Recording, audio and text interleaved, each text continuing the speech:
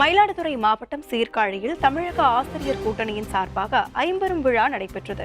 இந்த விழாவில் சிறப்பு விருந்தினராக அகில இந்திய ஆசிரியர் கூட்டமைப்பு செயலாளர் அண்ணாமலை கலந்து கொண்டார். அப்போது செய்தியாளர்களை சந்தித்த அவர், மு.க.ஸ்டாலின் எதிர்க்கட்சித் தலைவராக இருந்தபோது அளித்த வாக்குறுதிகளை முதல்வரான பிறகு நிறைவேற்றவில்லை எனவும், கலைஞரின் திட்டங்களுக்கு ஸ்டாலின் எதிராக உள்ளதாகவும் குறிப்பிட்டுள்ளார்.